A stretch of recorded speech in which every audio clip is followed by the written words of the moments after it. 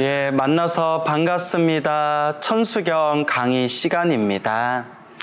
저희가 저번 시간까지 공부한 것이 이제 나무 관세음보살 마하살이라고 해서 나무 제대보살 마하살 그리고 나무 본사 아미타불까지 한 분 한 분의 명호가 어떤 의미가 있는지 함께 살펴봤습니다.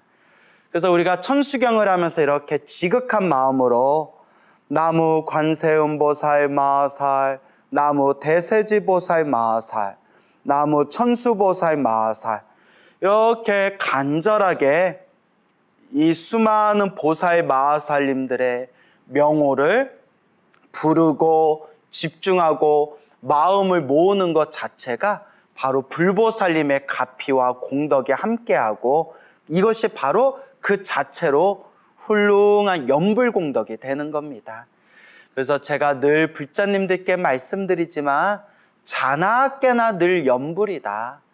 따로 기도할 시간을 따로 내서 기도하는 게 아니고 따로 연불할 시간을 따로 내서 연불하는 게 아니라 순간순간 내가 지금 일을 하고 있으면 일할 때는 그 일하는 거에 집중하고 사람하고 대화하고 있으면 대화할 때는 대화하는 거에 집중하고 그리고 내가 어떤 작업을 하고 있으면 작업할 때는 그 작업하는 거에 집중하되 중간중간 짜투리마다 시간이 날 때마다 내 마음을 하나로 모아서 지금 이 순간 연불하는 것이다 라는 말씀 드렸습니다. 자꾸 우리가 연불하고 자꾸 우리가 닦아야 됩니다. 시작 없는 옛적부터 탐욕과 성냄과 어리석음에 물들어서 우리가 지은 그 수많은 몸과 말과 생각을 통해 쌓았던 그 수많은 업장, 그 수많은 업보들을 우리가 언제 다 닦을 것인가? 바로 지금 우리가 부처님을 향해서 연불할 때마다, 부처님을 향해서 기도할 때마다 그렇게 연불하고 기도하는 지금 이 순간순간 내 업장이 소멸하고 있는 것이다 라는 것을 꼭 명심하시길 바랍니다. 자, 그리고 마지막에 나무 본사 아미타불이라는 표현이 나오죠. 나무 귀합니다. 본사 근본되는 스승이신 아미타 부처님. 나무 본사 아미타불하면 근본되는 스승님이신 아미타 부처님께 귀의합니다 라는 뜻이 되겠죠. 우리 이 사바세계, 지금 이 남선부주, 지금 이 국토에 우리 불자들의 근본 스승님은 석가모니 부처님이십니다. 석가모니 부처님. 그래서 우리가 발언문이나 축언문을 하고 난 뒤에 마지막에 나무본사 서가모니불, 나무본사 서가모니불, 나무 씨야본사 서가모니불이라는 표현이 나오죠. 자, 이게 무슨 뜻이냐? 우리 이 사바세계의 지금 이 불교의 교주가 바로 석가모니 부처님, 2600여 년 전 세상에 출현하신 석가모니 부처님이 우리의 근본 스승이시다. 근본 스승. 왜 그러냐 하면 내가 마음으로 스승으로 모시고 계시는 부처님을 이제 원불이라고 해요. 원불. 그러니까 원불이 각자 불자들이 내 마음의 스승으로, 내 마음의 원력으로 모신 부처님을 원불이라고 부르는데요. 그러면 관세음보살을 원불로 모신 분도 있고 지장보살을 원불로 모신 분도 있고 아미타 부처님을 원불로 모신 분들도 있겠죠. 그런데 중요한 거는 내가 관세음보살님을 스승으로 모셨다 하더라도 관세음보살님을 원불로 모셨다 하더라도 내가 관세음보살님을 알게 된 것이 누구의 설법을 통해서 알게 되었죠? 예, 석가모니 부처님께서 관세음보살님에 대해서 설법하셨기 때문에 우리가 관세음보살님을 알게 된 것이고 만약에 내가 지장보살님을 마음의 스승으로 모시고 지장보살을 원불로 모셨다 하더라도 지장보살님을 내가 알게 된 것이 누구의 설법을 통해서 알게 된 거죠? 예, 석가모니 부처님의 설법을 통해서 지장보살이라는 분을 알게 된 거죠. 만약에 내가 아미타 부처님을 원불로 모시고 아미타 부처님을 내 마음의 스승으로 모시고 나무 아미타불 연불을 한다 하더라도 내가 아미타 부처님이라는 것을 알게 된 것도 2600여 년 전 석가모니 부처님의 설법을 통해서 석가모니 부처님의 말씀을 모아놓은 경전을 통해서 내가 아미타 부처님을 알게 된 것이다. 그래서 불자분들이 저마다 자기가 마음속에 모시고 있는 스승, 자기 자신이 원불로 모시고 있는 그런 수많은 불보살님들이 각자 저마다 다르다 하더라도 어느 불자님은 관세음보살님을 스승으로 모시고 어떤 분은 지장보살님을 스승으로 모시고 어떤 분은 문수보살을 스승으로 모시고 어떤 분은 아미타 부처님을 스승으로 모시고 어떤 분은 약사열애를 스승으로 모셨다 하더라도 그 모든 불보살님들을 우리가 알 수 있게 된 이유는 바로 석가모니 부처님의 설법, 석가모니 부처님의 경전의 말씀을 통해서 우리가 관세음보살도 알게 됐고 지장보살도 알게 됐고 보현보살, 문수보살, 약사열애, 아미타불을 알게 되었으니 그래서 우리들의 근본되는 스승은 석가모니 부처님이다라는 뜻입니다. 우리들의 근본되는 스승은 바로 석가모니 부처님이다. 왜냐?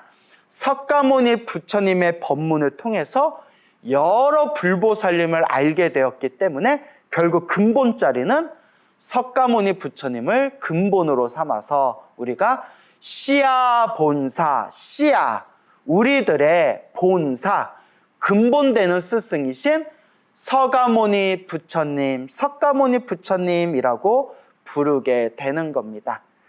그런데 여기 천수경에서는 나무본사 아미타불, 근본되는 스승이신 아미타 부처님께 귀의합니다 라고 돼 있죠. 자, 누구 입장에서 한 얘기냐면 관세음보살님 입장에서 한 얘기예요. 관세음보살님이 근본 스승, 관세음보살님이 본사로 모신 그런 부처님은 바로 아미타 부처님이세요.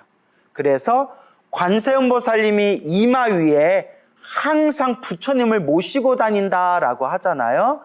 그래서 우리가 관세음보살님의 불상이라든가 관세음보살님을 그린 불화를 가만히 잘 살펴보면 관세음보살 이마 위에 부처님이 이렇게 앉아 계세요.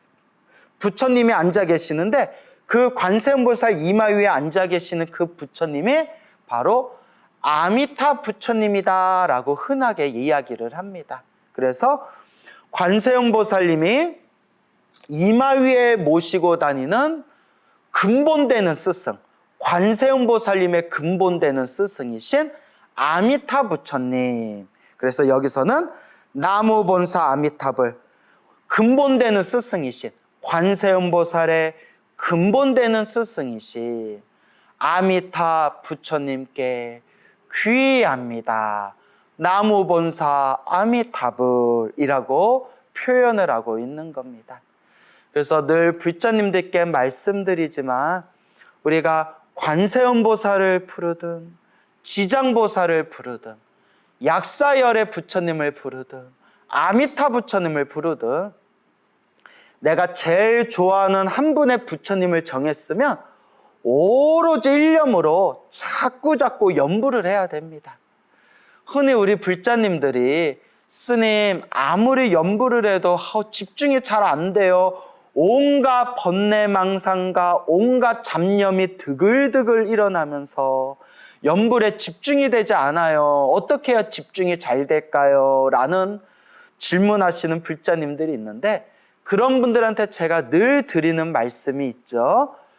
불자님들, 여러분들, 우리가 기도하면서 우리가 염불하면서, 우리가 참선하고 명상하면서 처음부터 망상이 없으면, 쉽게 망상을 극복할 수 있으면 우리는 벌써 다 부처됐습니다 라는 말씀을 드립니다.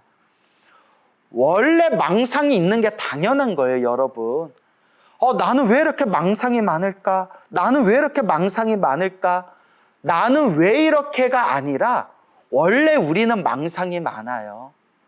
탐욕과 성냉과 어리석음, 그 수많은 번뇌망상들이 꽉 차 있는 게 바로 우리 중생의 속성이에요. 그걸 다 개워내고, 다 닦아내고, 다 솎아내고, 다 그 번뇌망상을 텅 비울 수 있으면 그 자리가 바로 깨달음의 자리가 되는 거예요. 그러니까 자꾸 닦고, 닦고, 닦고, 뽑고, 뽑고, 뽑고, 쓸고, 쓸고, 쓸어내다 보면 어느 순간 본래 닦을 것도 없는 자리, 본래 뽑을 것도 없는 자리, 본래 쓸어버릴 것도 없는 원래 맑고 깨끗한 텅 빈 그 자리를 우리가 발견하게 됩니다.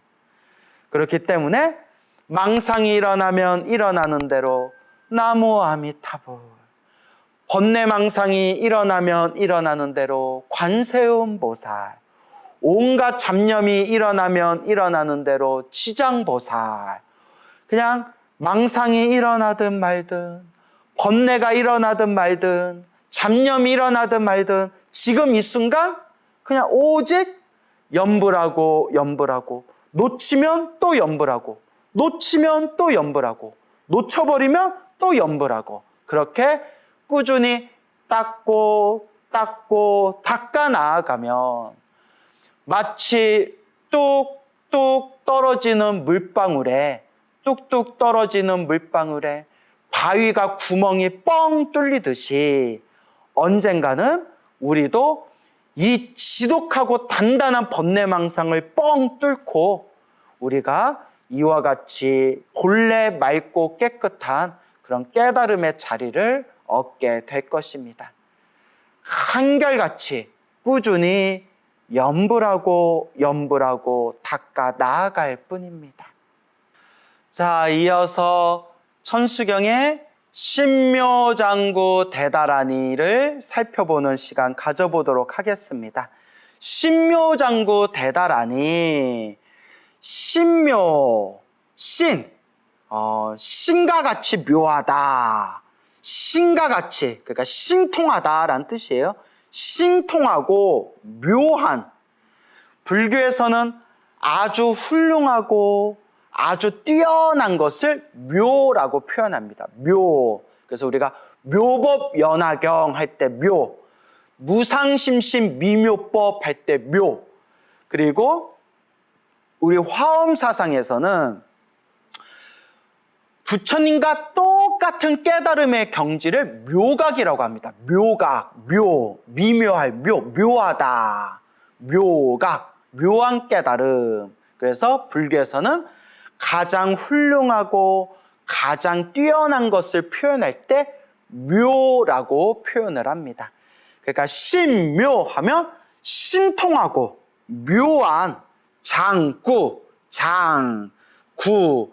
장구는 이제 한문식 표현인데요.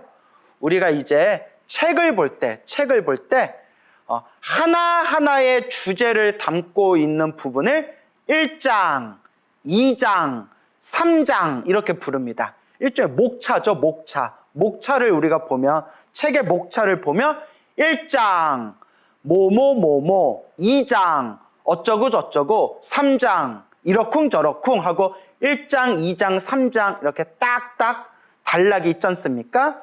그래서 이제 우리 한문에서는 어떤 하나의 특별한 주제를 담고 있는 그 부분을 1장, 2장, 3장으로 끊어칩니다. 그리고 구라는 것은 끈 문장을 뜻해요. 문장.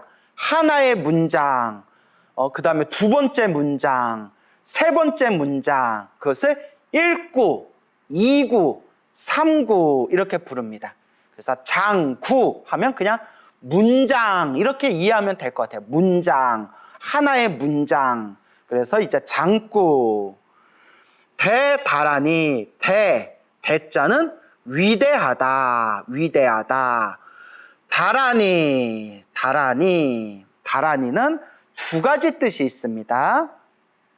자, 그 전에 먼저 다라니라고 우리가 흔히 한국 불교에서 표현할 때 다라니 하면 딱 떠오르는 게 주문이란 뜻이에요. 주문. 그렇죠? 그래서 뭐 신묘장구 다라니, 친부 다라니, 법화 다라니, 뭐 능엄 다라니, 다라니 하면 우리는 딱 주문 이렇게 이해하지 않습니까? 그래서 한국 불교에서는 이제 평소에 이제 이야기를 할 때, 의례것 이야기를 할 때, 짧은 주문을 진언이라고 부르고요. 긴 주문을 다라니라고 표현합니다. 그렇죠. 그래서 뭐 옷만이 반매움 짧은 진언은 육자진언이라고 부르죠. 육자진언. 뭐 수리수리 마수리 수수리 사바하 이것도 짧잖아요. 정구업진언이라고 부르죠. 정구업진언. 그렇죠.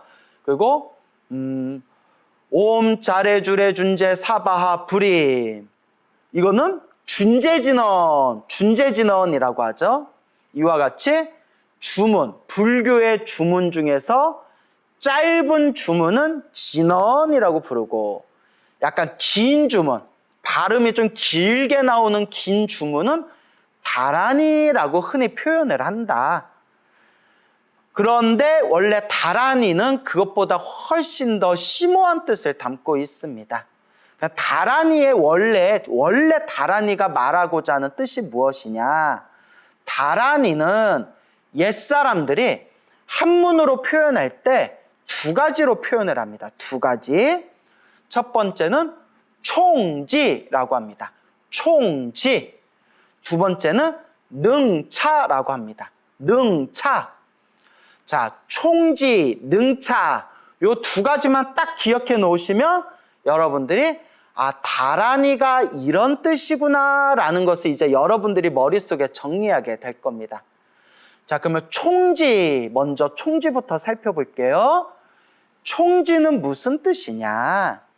총이라는 것은 모두 총자예요. 모두, 다, 전부라는 뜻이에요. 모두, 모든, 다, 전부. 그러니까 모든 것을 합한 것이라는 뜻이에요. 총. 그래서 총합 얼마냐 뭐 이런 표현도 쓰잖아요. 총합, 뭐 종합이라는 표현도 있고요. 총합. 그게 총 얼마인데 그게 총 개수가 몇 개인데 총 몇 명 모였는데 뭐 이런 옛날식 표현이 있지 않습니까? 총, 모두, 전부, 다라는 뜻이고요. 지는 가질지라는 뜻이에요. 가지다, 지니다, 간직하다, 가지고 있다. 여기서는 가지고 있다 이렇게 이해하면 좋겠네요. 가지고 있다. 가지고 있을지, 지닐지. 총지 하면 그대로 풀어보면 모든 것을 다 가지고 있다. 모든 것을 다 가지고 있는 것 이렇게 이해하시면 되겠죠. 다, 모두, 전부 가지고 있는 것. 총지라고 이해하시면 되겠습니다. 총지.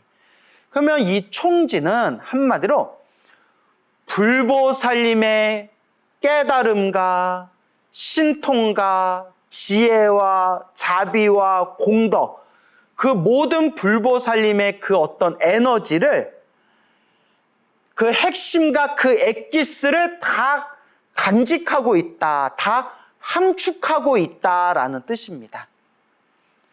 불보살님의 지혜와 자비와 공덕과 신통과 깨달음, 그 모든 에너지를 총지 다 가지고 있다.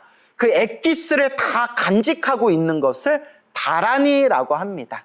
다라니. 그래서 우리가 이 다라니를 외우면 뭐 신묘장구 다라니를 포함해서 부처님께서 우리 중생들에게 수많은 다라니를 설하셨잖아요.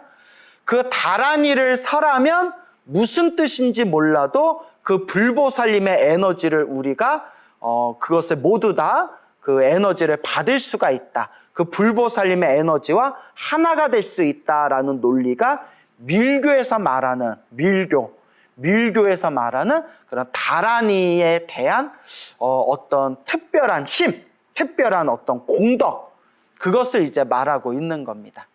그래서 다라니 하면 총지, 불보살님의 모든 에너지, 액기스를 전부 다 간직하고 있다, 가지고 있다.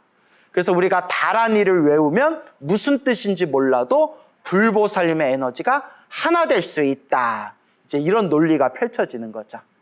자, 이제 총지가 무슨 뜻인지 알겠죠?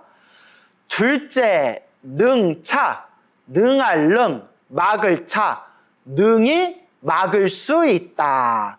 능이라는 것은 한자로 능은 뭐뭐 할 수 있다라는 뜻도 되고 잘하다라는 뜻도 있어요. 잘하다. 그래서 잘하다.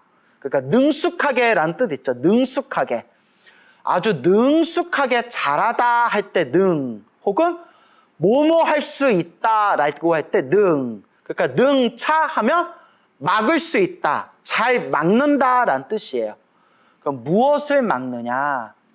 번뇌망상을 막을 수 있고, 내 수많은 업장과 내 업보를 막을 수 있고, 수많은 나쁜 것들을 다 막을 수 있다. 한마디로 차단할 수 있다라는 뜻이에요. 능차, 차단하다, 차단할 수 있다. 모든 나쁜 것들을 다 차단하는 힘을 갖춘 게 다라니예요. 그래서 우리가 다라니를 열심히 외우면 번뇌망상을 차단할 수 있고, 모든 그런 어떤 삿된 에너지를 차단할 수 있고, 모든 악한 것들을 차단할 수 있고, 궁극적으로는 깨달음을 얻을 수가 있다. 그래서 능차, 막을 수 있다. 자, 이제 다라니에 대해서 정리가 되셨죠? 다라니, 총지라는 뜻도 있고 능차라는 뜻이 있다.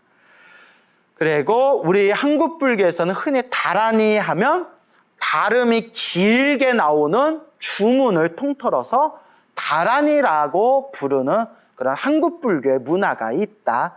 요 정도로 이제 정리하시면 되겠습니다. 신묘장구 대다라니, 신통하고 묘한 장구, 신통하고 묘한 장구, 문장으로 이루어진 대다라니, 위대한 다라니. 그래서 이 신묘장구 대다라니는 우리 팔만대장경에 보면요, 관세음보살 광대원만무예 대비심 대다라니 경이라는 경전이 있어요. 관세음보살 광대원만무예 대비심 대다라니 경. 그래서 우리가 흔히 그냥 너무 기니까 그냥 관세음보살, 관세음 대비경이라고도 부르거든요. 자, 근데 이 관세음보살 광대원만무예 대비심 대다라니 경이라는 이 경전에 보면 여기에 청광왕 정주 열애불이라는 부처님이 계셨어요. 이름이 길죠. 청광왕 정주 열애불. 석가모니 부처님 훨씬 이전에, 석가모니 부처님 훨씬 이전에 헤아릴 수 없는 수많은 과거에 청광왕 정주 열애불이라는 부처님이 계셨는데, 그때 어느 수행을 열심히 하는 그런 수행자가 있었다고 합니다.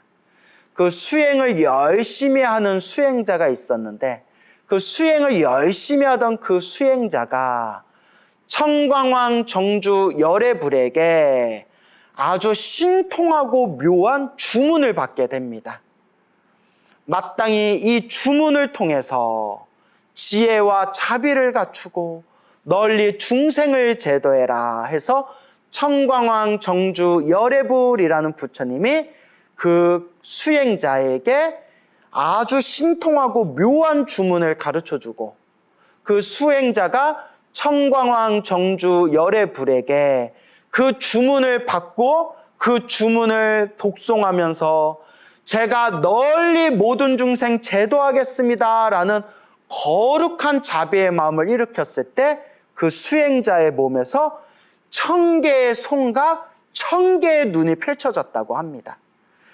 1000개의 손, 1000개의 눈 하면 딱 생각나는 게 천수천안이죠.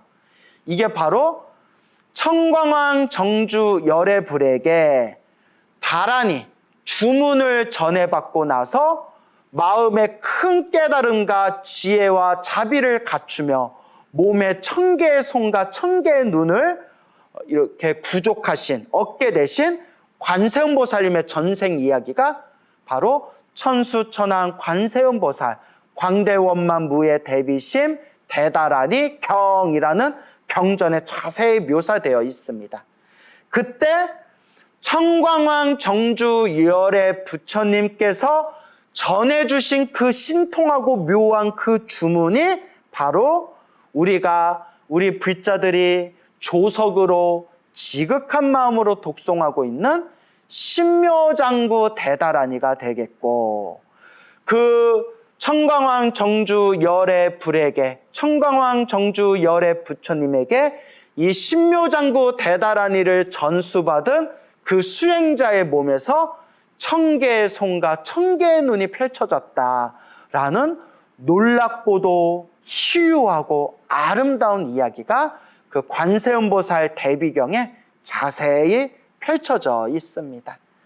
그래서 이 신묘장구 대다라니는 이와 같이 우리 한국을 포함해서 저 중국 불교, 일본 불교, 베트남 불교, 심지어 티베트에서도 이 신묘장구 대다라니를 독송하는 분들이 많다고 합니다. 다만 발음이 좀 틀려요.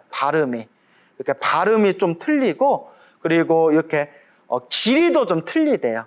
어쩔 수 없는 게 2600년 동안 부처님의 가르침이 내려오면서 나라마다 그 문화마다 그 역사마다 조금씩 부처님의 가르침이 이렇게 편집이 될 수밖에 없어요. 편집이. 그래서 그런 와중에서 이 신묘장구 대다라니까 발음도 좀 다르고, 그리고 이렇게 길이가 좀 다른 부분도 있다. 이런 정도로 이해하시면 되겠습니다. 그리고 이제 여러분들에게 특별히 신묘장구 대다라니에 대해서 우리가 오해하고 있는 부분, 그리고 여러분들이 꼭 마음으로, 가슴으로 좀 꼭 짚어봤으면 하는 부분에 대해서 제가 길게 좀 말씀을 드릴까 합니다. 여러분들 오늘 시간은 특별히 한번 잘 귀를 열어서 한번 경청해 보시기 바랍니다. 일단 첫 번째가 신묘장구 대다라니는 번역하지 않는 걸 원칙으로 삼았습니다. 왜냐? 신묘장구 대다라니 뿐만 아니라 주문, 부처님께서 우리들에게 전해주신 주문은 번역하지 않는 것을 원칙으로 삼습니다. 이 모든 불교의 주문, 다라니를 포함한, 진언을 포함한 모든 주문은 인도의 산스크리트어로 되어 있습니다. 산스크리트어로 되어 있는데, 산스크리트어도 결국은 문자이기 때문에, 그리고 지금은 그 산스크리트어 사전도 많이 나와 있거든요. 그리고 유명한 것이 저 옥스퍼드 대학교에서 나온 또 산스크리트어 사전도 있고, 그 밖에도 산스크리트어에 대한 자료가 요새는 불교학이 발달해서 산스크리트어에 대한 자료가 많아요. 그래서 얼마든지 우리가 이 산스크리트어, 인도의 오래된 표준 언어인 이 산스크리트어를 우리가 물론 충분히 번역할 수도 있지만, 이 중국 불교의 큰 스님들이 인도에서 넘어온 경전을 한자, 한문으로 번역을 할 때 이 주문, 진언, 다라니와 같은 주문만큼은 일부러 번역을 하지 않았다. 그럼 왜 번역을 하지 않는 걸 원칙으로 삼았냐? 주문이라는 것 자체가 신비한 뜻을 담고 있기 때문에 이 주문이라는 것 자체가 어설프게 잘못 번역하면 본래의 뜻을 훼손할 수가 있다는 거예요. 워낙 이 주문이라는 게 너무나 함축적이고 너무나 그 핵심, 깊은 핵심을 그걸 딱 축약해서 간추려서 함축해서 그 뜻을 담고 있기 때문에 어설프게 잘못 번역해버리면 그 주문, 그 다란이에서 표현하고 있는 진짜 의미를 오히려 왜곡시킬 수가 있다는 거예요. 저는 충분히 그럴 수 있다고 봐요. 왜냐하면 우리가 인도에서 넘어온 경전을 한문으로 번역을 했고 우리 윗대 어른 스님들께서는 다 한문으로 불경을 보셨지만 요새는 세계적으로 불교학이 발달했잖아요. 그래서 세계 현대 불교학이 발달하면서 산스크리트어 원문으로 된 인도 산스크리트어 원문으로 된 그런 산스크리트어 경전과 한문으로 번역된 경전을 비교해 보면 의외로 잘못 번역되어졌거나 의외로 번역이 애매모호하게 번역이 돼서 뒷사람들로 하여금 이렇게 잘못 알거나 착각을 하게끔 할 수 있는 요소가 굉장히 많아요. 이거는 어쩔 수 없어요, 여러분. 이거는 번역이라는 게 그런 번역의 한계라는 게 있어요. 번역은 아무리 완벽하게 잘 번역하려고 하더라도 원래의 그 뜻과 원래의 의미를 완벽하게 되살리기가 어려워요. 이거는 어쩔 수가 없는 거예요. 그래서 제가 한문으로 된 경전 공부를 하면 할수록 느끼는 게 글자 하나하나에 너무 집착할 필요가 없겠다라는 생각이 들어요. 왜냐?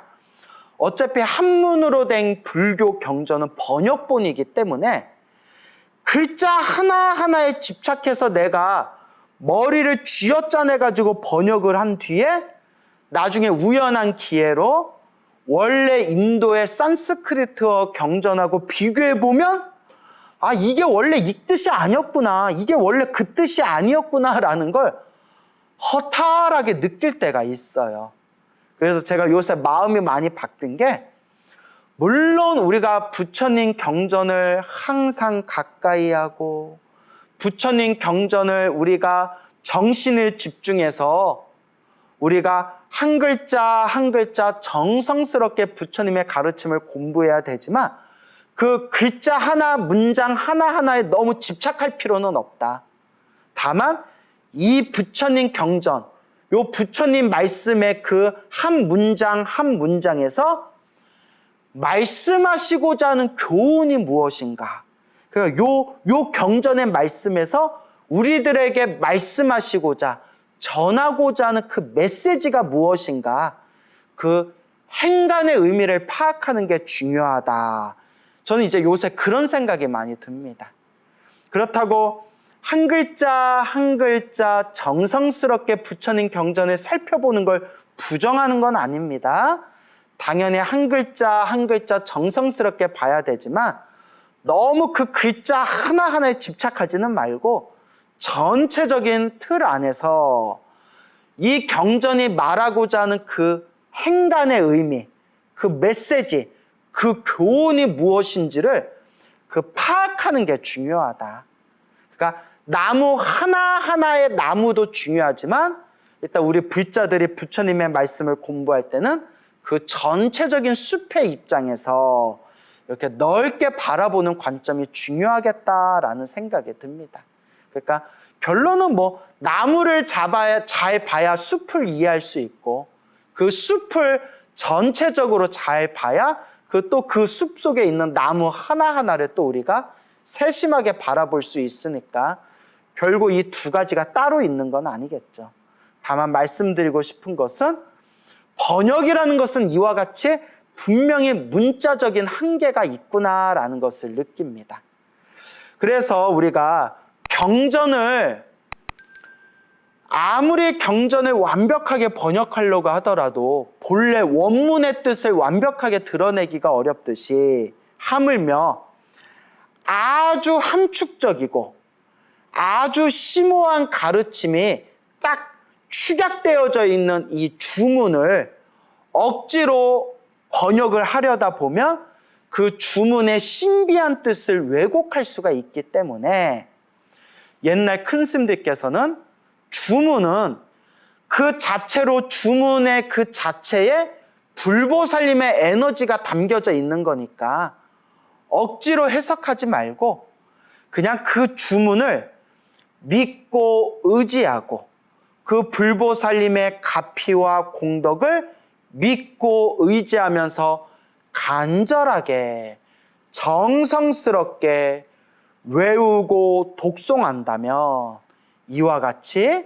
우리가 그 주문의 공덕과 가피, 그 주문의 에너지와 하나 될 수가 있을 것이다. 그러니까 억지로 번역하지 말아라. 주문은 억지로 번역하지 말고 그 주문의 음절을 간절하고 정성스럽게 외우고 독송해라 라고 원칙을 세우신 겁니다. 그와 같이 딱 원칙을 세우신 거예요. 그래서 주문은 번역하지 않는다라는 원칙에 입각해서 옛날 큰 스님들께서는 주문을 번역하지 않았습니다. 그런데 그거는 옛날 얘기고 지금은 현대 불교학이 발달했기 때문에 웬만한 주문들은 이제 거의 다 번역한 것들이 나오고 있어요. 그래서 이미 오래전부터 신묘장구 대다라니를 포함해서 지금은 천수경에 나와 있는 다른 주문들까지 다 번역된 책들이 있습니다. 여러분들이 큰 불교 서점에 가셔서 불교 서점에서 그 천수경 해설서 모아놓은 그 책장 코너에 가셔서 이렇게 보시면 근래 새로 나온 책들일수록 요 천수경에 나와 있는 신묘장구 대다라니라든가 혹은 천수경에 나와 있는 다른 진언 주문들을 다 번역해 놓은 책들이 굉장히 많습니다. 저도 그런 책들을 보면서 많이 도움을 받았거든요. 심지어 능엄주라고 아시죠? 능엄주를 한글로 번역한 책들도 있고요. 또 관세음보살 42수주, 관세음보살님의 42가지의 주문, 짧은 주문을 해석해 놓은 책들도 있을 정도입니다. 이 정도로 현대 불교학이 발달했지만 확실히 제가 무엇을 느끼냐면 결국 번역이 완벽할 수가 없구나. 왜냐? 이 신묘장구 대다라니를 우리 한글의 뜻으로, 우리 뜻으로 번역해 놓은 신묘장구 대다라니 번역본 여러 개를 서로 비교해 보면서 읽어보면 전체적인 뜻은 비슷한데 디테일한 부분, 그런 세밀한 부분에서는 번역하신 분들마다 관점이 다 달라요. 관점이 다릅니다.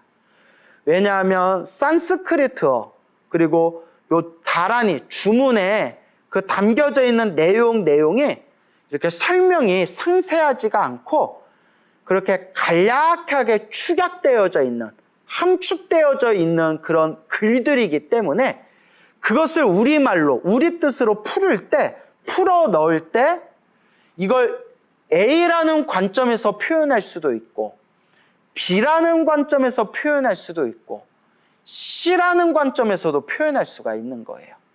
그래서 느낀 게 하나의 신묘장구 대다라니도 번역하신 분들마다 이렇게 여러 관점이 있을 수 있구나.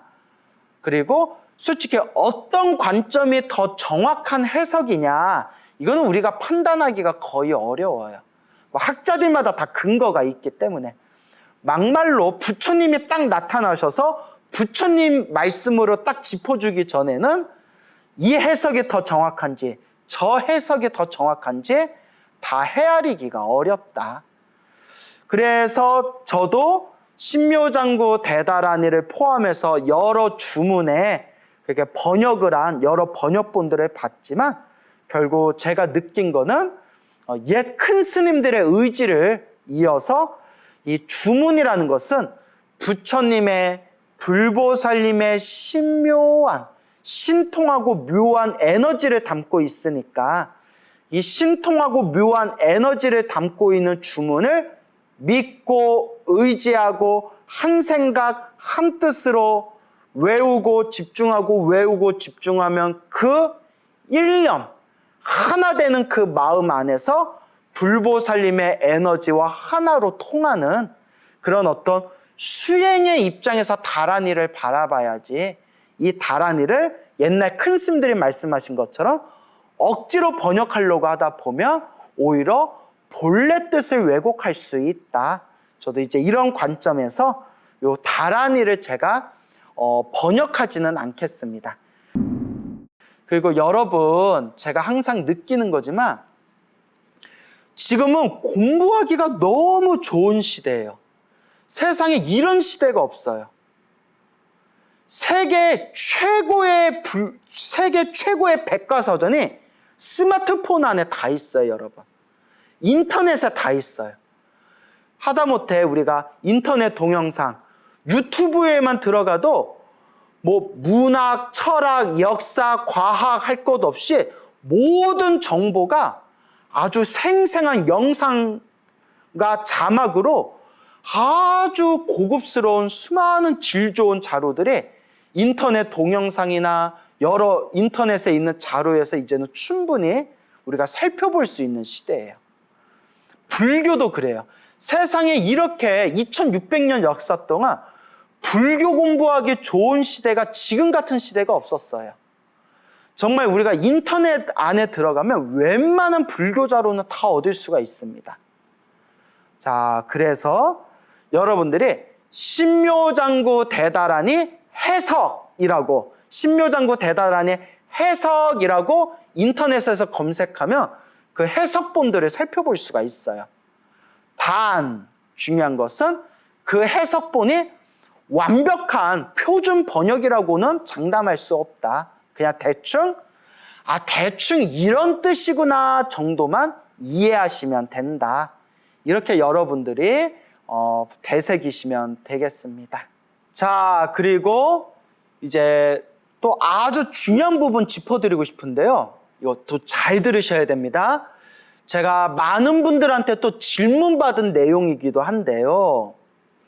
신묘장구 대다라니를 해석하고 번역한 신묘장구 대다라니 해석본, 번역본들이 널리 사람들에게 전해지다 보니까 그 신묘장구 대다라니를 비판적인 입장에서, 그러니까 비판적인 입장에서 설명하신 분들 중에 이런 말씀을 하세요. 잘 들으셔야 돼요.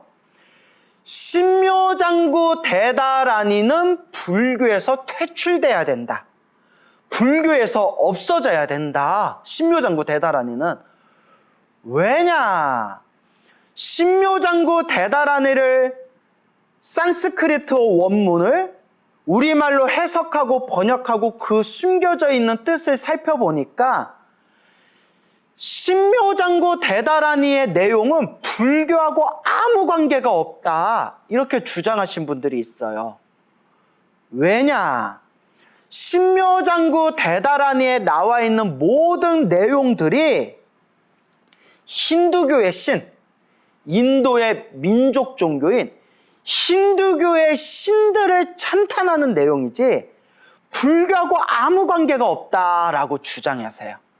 그래서 신묘장구 대다라니에 나와 있는 그 구절의 내용이 신묘장구 대다라니의 그 구절에 펼쳐진 내용이 힌두교의 대표적인 신들, 시바신, 비슈누신, 브라만신 같은, 브라만, 비슈누, 시바신 같은 힌두교의 신들을 노래하고 부르고 찬탄하는 내용이지 불교하고 아무 상관없는 주문이다.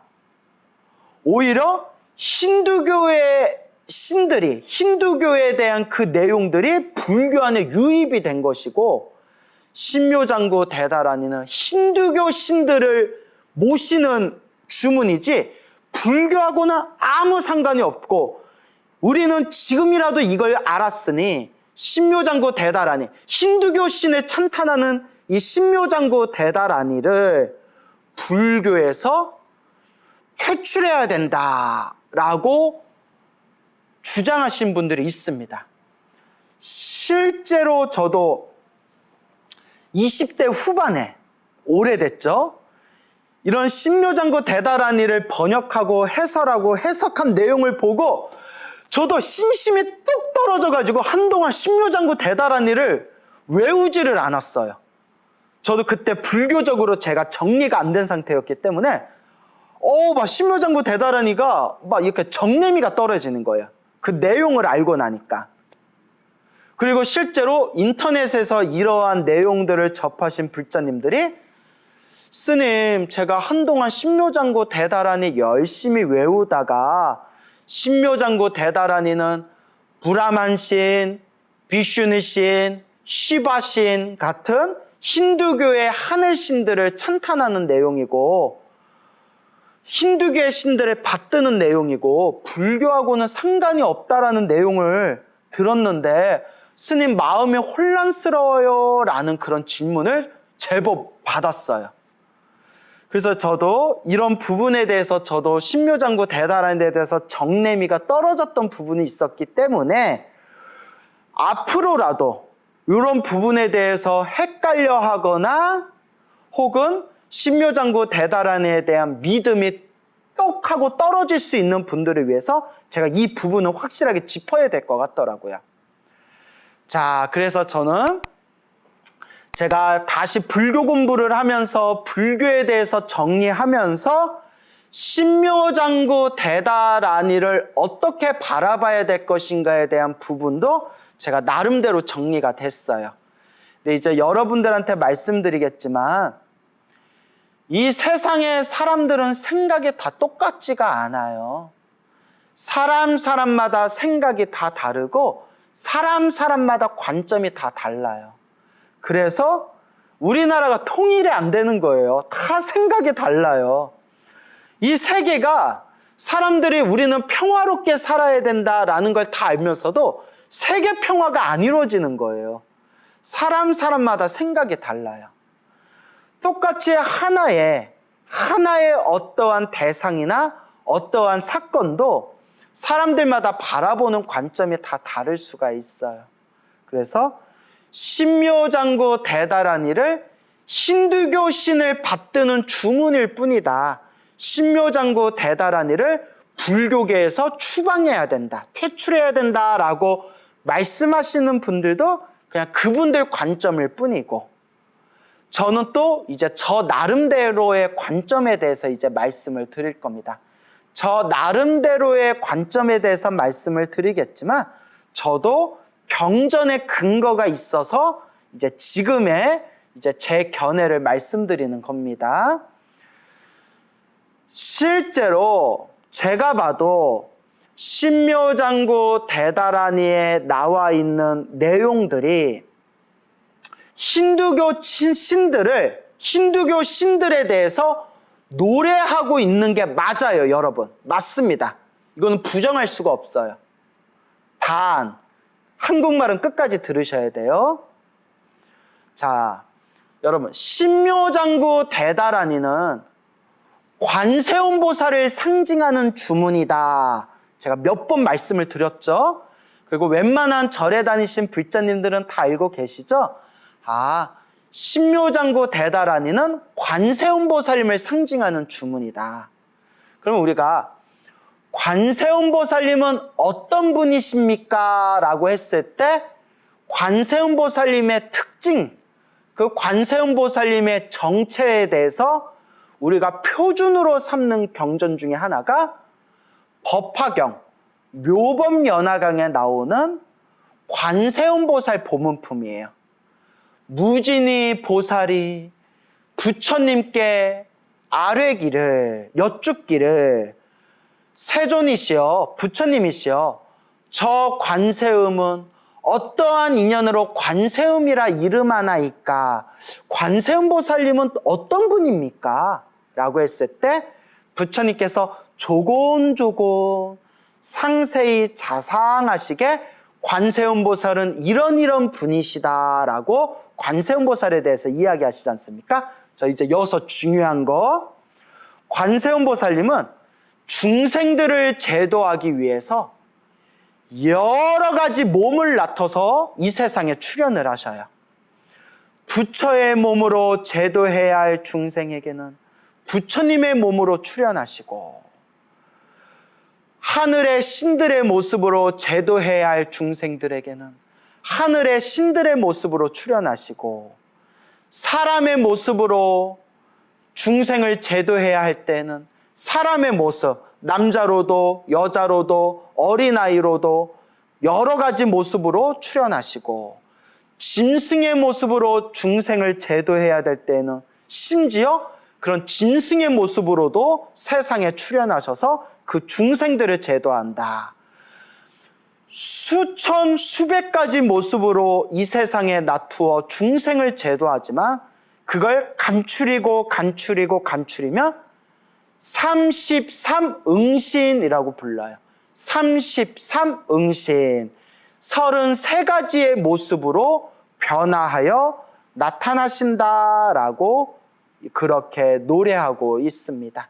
33응신. 그래서 이와 같은 관점에서 봤을 때 관세음보살 보문품, 줄여서 관음경이라고 하죠. 관음경에서 분명히 이와 같이 명쾌하게 말씀하시고 계십니다. 뭐라고 말씀하시느냐? 관세음보살 보문품에서 이 관세음보살 보문품에서 말씀하시기를 여러 가지 몸으로 나투시는데 여러분 이런 표현 나오죠. 범천의 모습으로 제도해야 할 중생에게는 범천의 모습으로 나타나고 마해수라천의 모습으로 제도의 중생에게는 마해수라천의 모습으로 나타나고 이런 얘기가 쭉 나오죠. 여러 가지 신들의 모습으로 제도해야 될 때는 여러 가지 신들의 모습으로 나타난다. 범천의 모습으로 제도의 중생, 마해수라천의 모습으로 제도의 중생, 자재천의 모습으로 제도의 중생 하면서 막 신들의 모습이 나오잖아요. 자, 이제 여러분 눈치채셨죠? 관세음보살 보문품에 나오는 무슨 범천, 마해수라천, 대자재천, 자재천, 직금강신 이런 그런 신들의 이름이 힌두교 신들이에요, 여러분. 이제 눈치채셨습니까? 딱 이해 가시죠? 관세음보살 보문품에 한문으로 번역된, 한자로 번역된 범천, 마해수라천, 자재천, 직금강신, 이런 신들이 힌두교에서 말하는 브라만신, 시바신, 비슈누신 이런 신들을 한자로, 한문으로 번역할 때 대범천, 범천, 자재천, 대자재천, 마해수라천, 직금강신 이런 이름으로 힌두교의 브라만신, 시바신, 비슈누신, 무슨 신을 우리 한문으로 범천, 대범천, 자재천, 대자재천, 마해수라천 이렇게 번역을 한 거예요. 이 말인 즉슨 제가 만든 말이 아니에요. 관세음보살 보문품에 나오는 거예요. 이 말인 즉슨 그대로 표현을 하자면 관세음보살님은 중생을 제도할 때 부처의 몸으로 중생을 제도해야 할 중생들에게는 부처님의 몸으로도 나타나시고 보살의 몸으로 제도해야 할 중생들에게는 보살의 몸으로도 나타나시고 브라만신으로 제도해야 할 중생에게는 브라만신의 모습으로도 나타나시고 비슈누신의 몸으로 제도해야 할 중생에게는 비슈누신의 몸으로도 세상에 나투시고 시바신의 몸으로 중생을 제도해야 할 중생에게는 시바신의 몸으로도 중생들 앞에 몸을 나터서 온갖 하늘신, 하늘세계 신들의 여러 가지 모습으로도 몸을 나터서 중생들을 제도하신다라는 게 이미 관세음보살 보문품에 나와요. 그리고 제가 직접 본 건 아닌데 어느 티베트 불교를 연구하신 책에 보면 티베트 불교를 연구하신 분께서 쓰신 책에 보면 실제로 그 티베트 밀교 서적에 보면 저 보타나카산이라는 섬에 관세음보살님이라는 분이 계시는데 아발로케테 슈와라, 산스크리트어로 아발로케테 슈바라 관세음보살이라는 분이 계시는데 관세음보살님은 널리 중생을 제도하시고, 중생을 제도하실 때 중생들 눈높이에 맞춰서 외도의 신의 모습으로도 나타나신다라는 구절이 나온대요. 외도의 신. 외도는 불교 외의 종교, 불교를 제외한 여러 종교를 외도라고 불러요. 외도의 신으로도 나타나신다라는 그 말씀은 불교와 상관없는 다른 종교의 신으로도 세상에 나타나서 중생을 제도하신다. 중생들 눈높이에 맞춰서. 왜냐? 관세음 보살님은 중생을 제도하는 게 목표고, 중생을 고통과 괴로움에서 구제해 주시는 게 목표이신 분이고, 그렇게 중생들을 괴로움에서 구제해 주실 때 그 중생들 수준에 맞춰서, 눈높이에 맞춰서 자유자재로, 심지어 불교와 상관없는 하늘세계 신들의 모습으로도 세상에 몸을 놔두어 그 중생을 제도하신다라는 뜻입니다. 자, 머릿속에 이제 정리가 되셨죠? 자, 그 말인즉슨 신묘장구 대다라니에 나오는 브라만신, 비슈누신, 시바신 등을 표현하는 그 문장의 내용은 실제로 힌두교의 신들을 공경하고 우러르고 대우하는 그런 표현으로, 그런 관점으로 보는 게 아니라 관세음 보살님께서 중생들을 제도하기 위해서 그 당시 중생들이 믿고 있는 브라만 신으로도, 비슈누 신으로도, 시바 신으로도 세상에 출현하셔서 이와 같이 중생들을 여러 가지 모습으로 제도했다라는 하늘 신들의 모습으로 몸을 놔두신 관세음 보살님의 그 정체를, 관세음 보살님의 그 본질을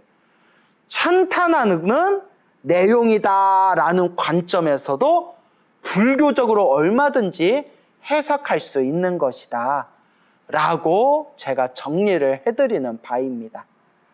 단 문제는 무엇을 믿냐, 누구 관점을 믿냐라는 것은 본인의 몫입니다.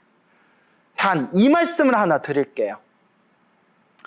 옛날 사람들은 신묘장구 대다라니가 무슨 뜻인지 몰랐어요, 여러분.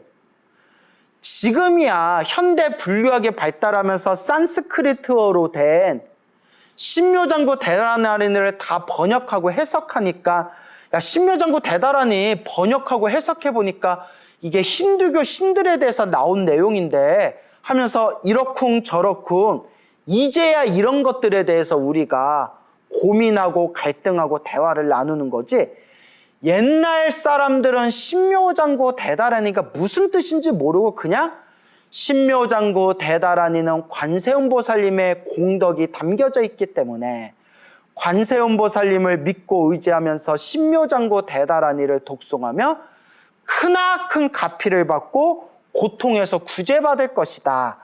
그거 하나만 믿고 신묘장구 대다라니를 독송했거든요.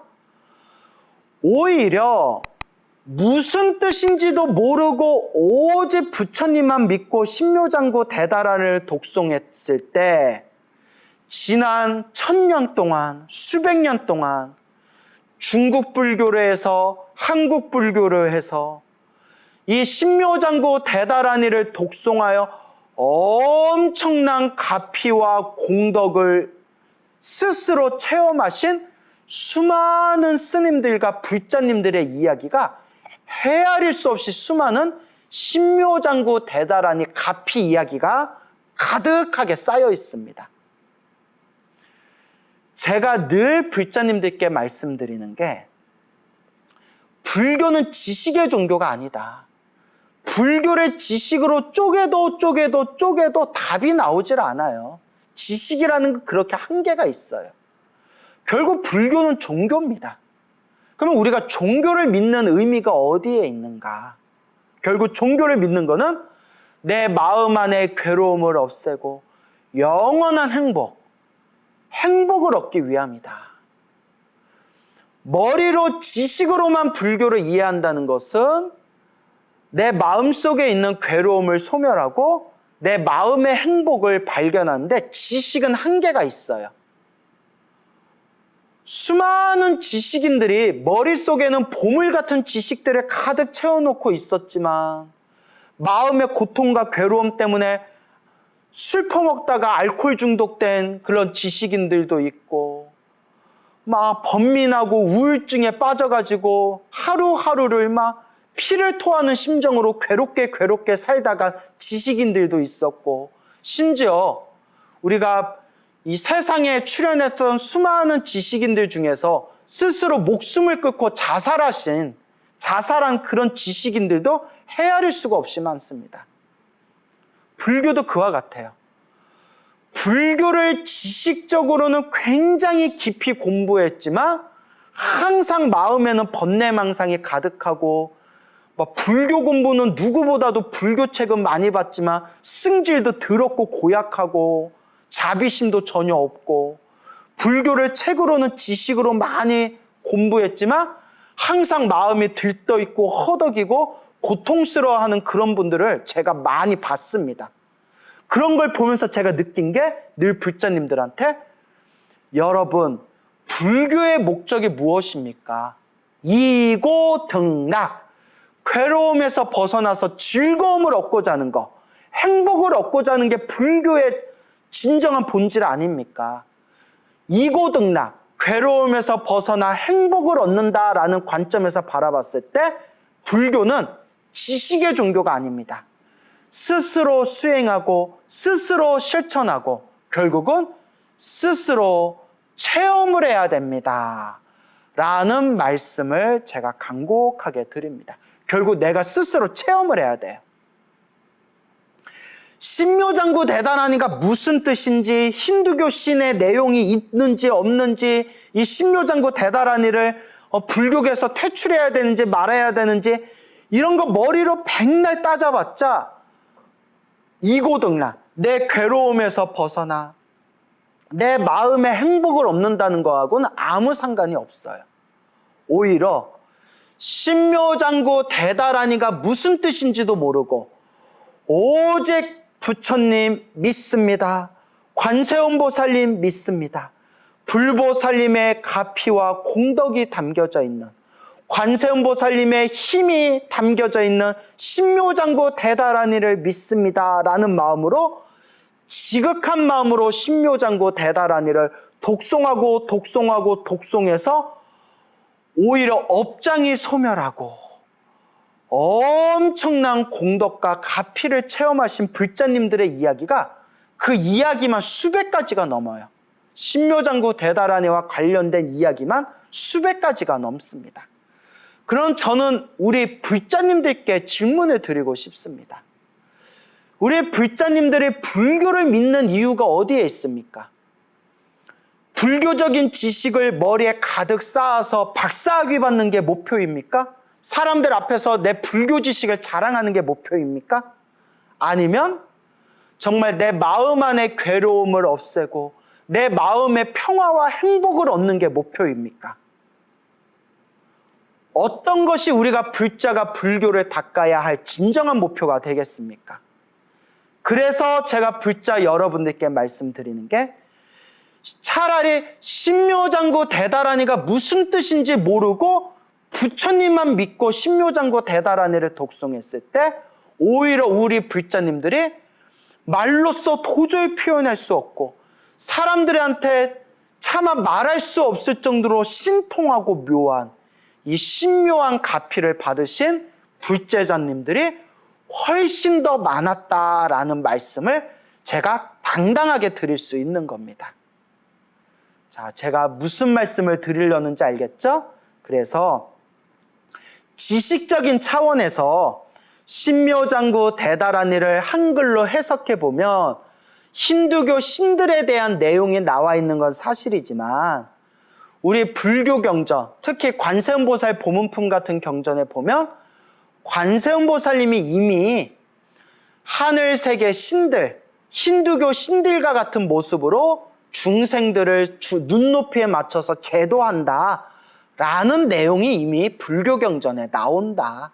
그리고 또 두 번째 중요한 게 옛사람들은 신묘장구 대다라니가 무슨 뜻인지도 모르고 신묘장구 대다라니에 무슨 힌두교 신들의 이름이 나오는지 안 나오는지도 모르고 오직 관세음보살님을 믿고 부처님을 믿으면서 지극저성 신묘장구 대다라니를 독송해서 업장일 소멸하고 원하는 바 소원을 성취하고 마음의 괴로움이 사라지고 심지어 지혜와 자비를 얻어서 크나큰 마음의 깨달음을 성취하신 분들이 헤아릴 수 없이 많았다.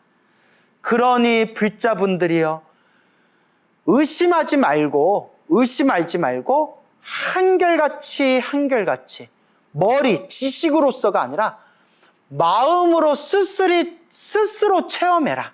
스스로 그 수행의 맛을 봐라라고 말씀드리는 바입니다.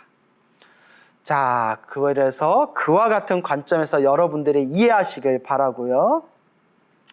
마지막 신묘장구 대다라니에서 이제 또 아주 중요한 부분을 하나 짚어드리겠습니다. 발음에 대한 문제입니다. 발음. 여러분, 신묘장구 대다라니가 산스크리트어, 인도 산스크리트어입니다. 그리고 인도의 산스크리트어로 되어 있는 신묘장구 대다라니를 중국에서 한자, 중국에서는 언어 문자가 한자니까 한자, 한문으로 신묘장구 대다라니를 표기하다 보니까 원래 인도 산스크리트어 발음과 중국에서 한문으로 표기된 한자 신묘장구 대다라니 발음이 서로 차이가 생기게 됩니다. 이건 당연한 거죠. 그리고 또 문제가 뭐냐? 중국 한자로 된 또 신묘장구 대다라니를 우리 한글로 또 발음할 때 중국 사람이 한문으로 발음하는 그 발음하고 한국 사람이 한문을 발음하는 그 발음하고 또 발음이 달라요. 중국 사람들은 상성, 사성이라는 게 있거든요. 상성, 하성 해서 쌍상, 상상 이러면서 그 발음이라는 게 있거든요. 성조라고 하죠. 성소. 성조라고 부르는데 중국 사람들 발음의 성조와 우리 한국 사람들의 그 발음의 그 음률이 그게 서로 저마다 달라요. 그래서 어떤 문제가 생기느냐. 인도 산스크리트어 다라니 발음과 중국 사람 성조에 입각해서 표기된 중국 한자로 된 중국 발음과 한국에서 한자로 표기된 그 한자를 읽을 때 우리 한국 사람 발음이 저마다 달라요. 그러다 보니까 인도 산스크리트어 발음이 우리나라로 넘어올 때 중국에서 한번 건너서 한국으로 또 건너서 양다리 걸쳐서 건너오다 보니까 지금 우리 조선 발음 신묘장구 대다라니는 나모라 단나다라 야야 남마갈라 바로기제 이렇게 발음하잖아요. 실제로 인도 산스크리트어 인도 신묘장구 대다라니 발음은 지금 우리가 한국 사람이 하고 있는 발음하고 굉장히 차이가 납니다. 완전히 달라요. 궁금하신 분들은 인터넷이나 유튜브에서 신묘장구 대다라니 산스크리트어 발음 혹은 버머 발음 산스크리트어를 한문으로 표기할 때 범어라고 하거든요. 범어.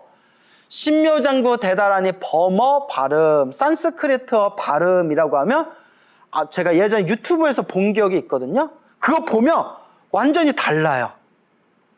그 다음에 두 번째, 발음도 다른데 띄어쓰기가 달라요. 인도 산스크리트어는 신묘장구 대다라니까 아버지가 방에 들어가신다인데 우리가 하고 있는 띄어쓰기는 아버지 가방에 들어가신다 지금 이러고 있어요. 대표적으로 여러분 우리가 신묘장구 읽을 때 첫 구절이 나모라 띄고 다나다라 띄고 야야가 절대 아니라 나모 띄고 라다나야 띄고 따라야야 띄고 완전히 다르죠. 띄어쓰기가 완전히 달라요. 그러니까 여러분 제가 그냥 충격적이지만 그냥 한마디로 설명드릴게요. 한국에서 외우고 있는 신묘장구 대다라니는 인도의 신묘장구 대다라니 산스크리트 원문하고 비교해보면 완전히 엉터리예요. 완전 엉터리예요. 애누리 없이 다 엉터리예요. 발음도 엉터리지만 띄어쓰기도 다 엉터리예요. 도저히 문장이 성립되어지지 않는 엉터리 발음과 엉터리 띄어쓰기로 우리는 지금 엉터리 신묘장구 대다라니를 수백 년 동안 외우고 있는 거예요. 다 엉터리야. 하지만 한국말은 끝까지 들어주세요. 이런 부분 때문에 이렇게 얘기하신 분도 계세요. 신묘장구 대다라니를 우리는 지금까지 엉터리로 발음했다. 엉터리 띄어쓰기로 우리는 엉터리 띄어쓰기, 엉터리 발음으로 지금까지 엉터리 신묘장구 대다라니를 했다. 그러니 원래의 신묘장구 다라니로 돌아와야 된다. 여기까지는 저도 찬성이에요. 옛날에는 몰랐지만 지금은 알았으니까 지금부터라도 저도 할 수만 있다면 우리 종단 차원에서 한국 불교 전체적인 차원에서 원래 인도 발음, 원래 산스크리트 오리지널 발음 신묘장구 대다라니를 이제부터라도 합시다 하면 저도 찬성입니다. 찬성이지만 자 여기까지 끊고 찬성이지만 만약 어떤 분이 지금같이 한국 불교 조선 발음 엉터리 띄어쓰기 엉터리 발음인 엉터리 신묘장구 대다라니를 외우면 아무런 효과가 없다. 이거 다 엉터리다. 아무런 효과가 없다라고 하신다면 저는 아니다. 엉터리로 하더라도 효과가 있습니다. 라고 저는 당당히 말씀드리고 싶어요. 자, 제 말씀 알겠죠? 신묘장구 대다라니를 지금 우리가 하고 있는 거는 잘못 발음하고 잘못 띄어쓰기 하고 있는 건 사실이다. 그래서 인도 산스크리트 원래 발음으로 신묘장구 대다라니를 외우자고 한다면 그래 나도 찬성이다. 찬성이지만 골치는 아프죠. 왜냐? 처음부터 다시 외워야 돼요. 여러분. 실컷 신묘장구 다라니 외웠는데 처음부터 다시 외워야 되는 상황이에요. 하지만 만약 누군가가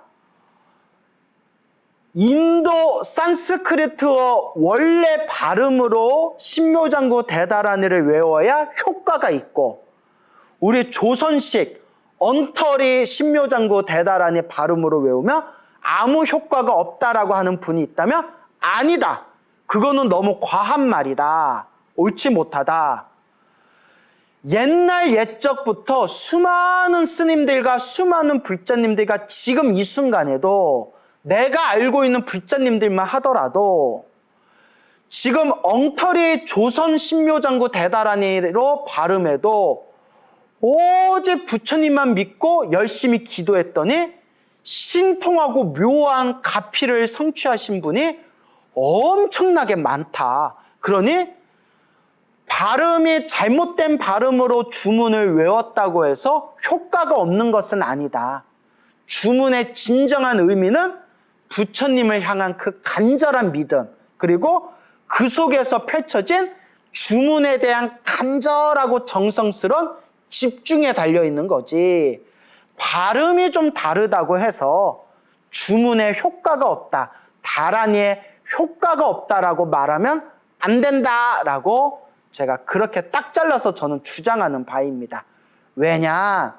다 사례가 있어요. 어떤 사례냐? 옛날 옛적에 인도에 어느 노스님이 계셨는데 인도에 그 어느 노스님께서 평생을 주문을 외우셨대요.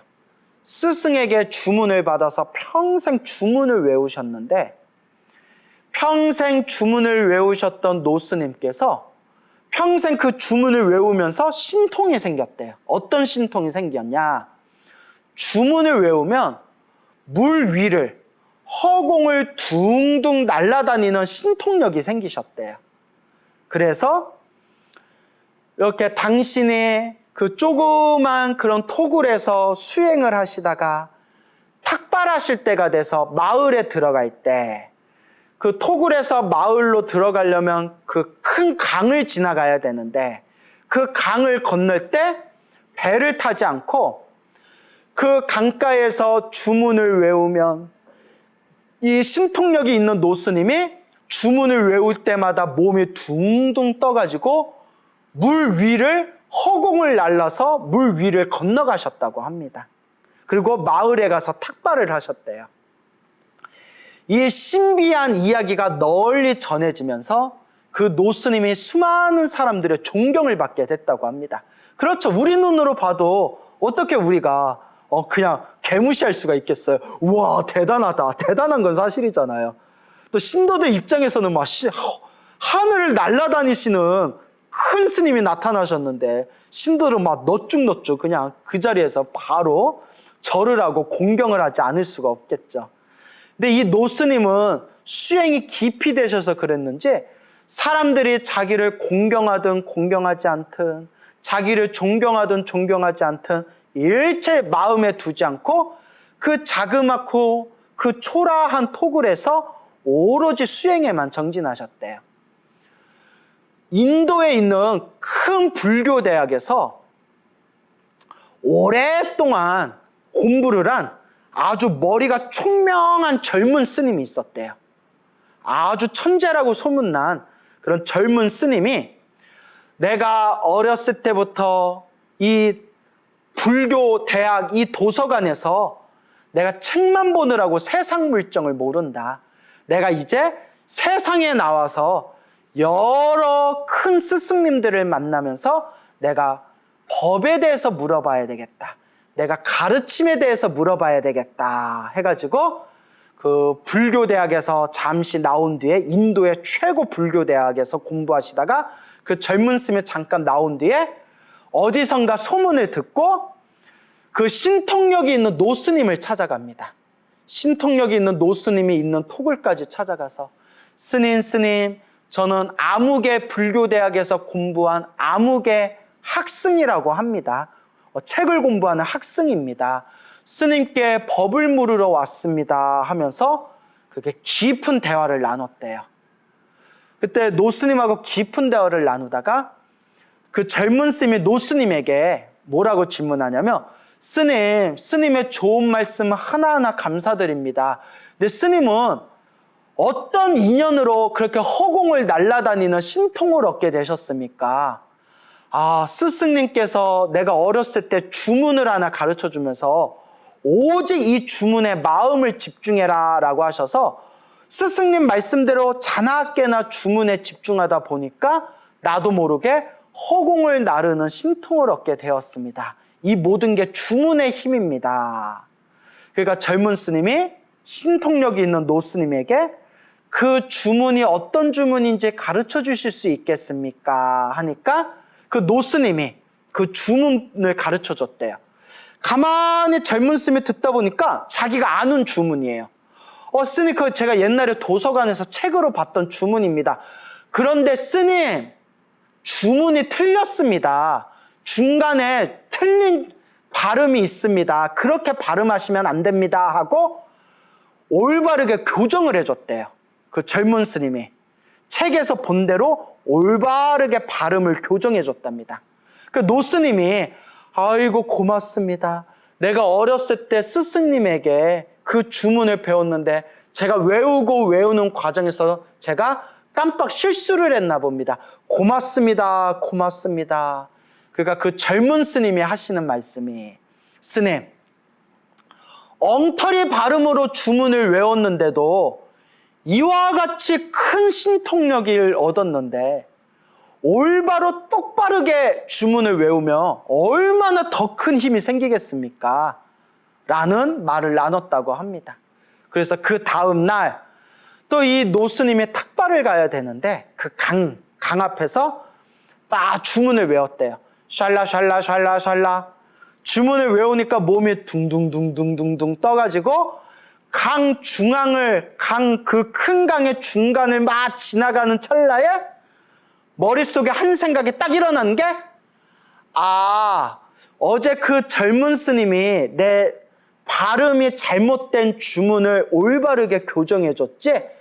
맞다. 올바르게 교정해준 올바른 주문을 외워야지 하면서 어젯밤에 젊은 스님이 올바르게 발음을 교정해준 그 주문을 딱 외우는 순간 몸의 신통력이 쑥 사라지면서 강물바닥에 풍덩하고 빠졌대요. 아이고 나 살려라, 아이고 나 살라라 하다가 가까스로 목숨을 구한 뒤에 다시 토굴로 들어와서 그 젊은 스님을 보자마자 야 이 새끼야 너 때문에 나 뒤질 뻔했다고, 너 때문에 나 죽을 뻔했다라고 했다는 그런 재미난 설화가 있습니다. 자, 그 뒤로 그 노스님께서 원래 외웠던 엉터리 발음일지언정 원래 외웠던 주문에 집중하면 신통력이 생겨서 허공을 날 수가 있었지만 올바르게 교정해준 그 주문을 외울 때는 신통력이 생기지 않았다라는 불교설화가 전해집니다. 자, 제가 무슨 이야기 하려는지 다 눈치채셨죠? 금방 발음에 대한 문제였잖아요. 지난 수백 년간 신묘장구 대다라니의 가피에 대한 이야기를 모아놓은 책에 보면 중국에서 엉터리 한문으로 표기된 엉터리 신묘장구 다라니를 외우고 한국에서 한국식 조선 발음으로 외운 한국식 조선 발음 엉터리 신묘장구 대다라니를 외우고 지금 2022년 지금 현존하고 계시는 지금 생존해 계시는 우리 불자님들 중에서도 제가 알고 있는 분들 중에서도 이 엉터리 신묘장구 대다라니 발음을 외웠어도 정말 신통하고 묘한 가피를 체험하신 분이 이루 헤아릴 수 없이 많습니다. 그래서 저는 확신을 가지게 되었습니다. 주문, 다라니는 발음이 중요한 게 아니다. 물론 올바르게 발음하면 더 좋을 수도 있을지 몰라요. 하지만 본질은 발음에 있는 게 아니라 내가 외우고 있는 주문에 대한 불보살님에 대한 믿음, 불보살님에 대한 확신, 그리고 간절하고 정성스러운 그 주문에 대한 집중, 그 속에서 진정한 그 주문의 에너지가 펼쳐지게 되는 것이다. 그래서 근대의 신묘장구 대다라니를 일심으로 독성하셔서 크나큰 지혜와 자비를 성취하신 큰 스님이 계십니다. 그분이 약 100여 년 전에 활동하셨던 수월 큰 스님이십니다. 수월 큰 스님. 본래 머리가 둔해서 일자 무식이었지만 오로지 신묘장구 대다라니에 집중해서 머리에 지혜가 뻥하고 터졌고 가슴에 크나큰 자비가 뻥하고 터지면서 저 만주 대륙에서 집을 잃고 길을 잃고 배고파 힘들어하는 그런 만주에 있는 수많은 우리 동포들과 수많은 사람들에게 지혜와 자비의 보살행을 펼치신 수월 큰 스님, 수월 스님이란 분이 계십니다. 그 위대하셨던 수월 스님도 지금 우리가 외우고 있는 신묘장구 대다라니를 외우셔서 그와 같이 지혜와 자비를 성취하셨던 겁니다. 만약 지금 우리가 외우고 있는 조선식 신묘장구 대다라니 발음이 엉터리고 효과가 없는 거라면 어찌 수월 스님께서 그와 같이 위대한 지혜와 자비를 성취하셨겠습니까? 결국 다라니, 진원 모든 주문의 핵심은 부처님에 대한 믿음, 보살님을 향한 확신, 그리고 내 마음을 간절히 하나로 모아서 이와 같이 내 마음이 일념이 되었을 때, 한 생각 한 뜻이 되었을 때 신비한 그 주문의 가피를 체험하게 될 것이다. 여러분, 불교는 지식의 종교가 아니라 바로 내 스스로 체험하는 수행과 실천, 체험의 맛이라는 것을 반드시 기억하시기 바랍니다. 그래서 천수경에서 신묘장구 대다라니에 대한 그런 좀 예민한 부분, 오해받고 있는 부분, 좀 우리가 깊이 생각해야 되는 부분에 대해서 제가 딱 3가지로 정리해서 말씀드렸습니다. 첫째, 신묘장구 대다라니를 번역하는 부분에 대해서 우리가 어떤 관점에서 바라봐야 되는가. 둘째, 신묘장구 대다라니를 번역하고 해석하는 과정에서 신묘장구 대다라니의 힌두교 신들에 대한 내용이 나오고, 그러다 보니까 신묘장구 대다라니는 불교와 관계없는 힌두교 신들에 대한 내용이다라고 오해받고 있는 부분을 있는데, 그런 부분을 관세음보살님이 중생들 눈높이에 맞춰서 여러 가지 신들의 모습으로 그 몸을 나투어 중생을 제도한다라는 그런 관점에서 바라볼 수 있다라는 부분에 제가 이렇게 짚어서 설명을 드렸고요. 마지막 3번째, 우리가 외우고 있는 신묘장구 대다라니가 발음도 잘못됐고 띄어쓰기도 엉터리로 돼 있는데, 이렇게 엉터리로 구성되어져 있는 신묘장구 대다란을 외워도 우리가 부처님, 관세음보살님 가피와 공덕을 얻을 수 있느냐라는 부분에 대해서 분명히 된다. 우리가 주문을 외우는 핵심은 발음에 있는 것이 아니라 이 마음, 오직 이 마음의 그 집중, 일념에 달려있다라는 거에 대해서 제 견해를 밝혀드렸습니다. 그렇기 때문에 여러분, 다시 한번 말씀드리지만 불교는 지식의 종교가 아닙니다. 부처님을 믿고 간절하게 염불하고 기도하고 수행하면서 여러분들 내면의 그 체험, 그 수행의 미묘한 맛을 스스로 체험하시길 바랍니다. 여러분, 오늘 여기서 마치겠습니다. 성불하십시오.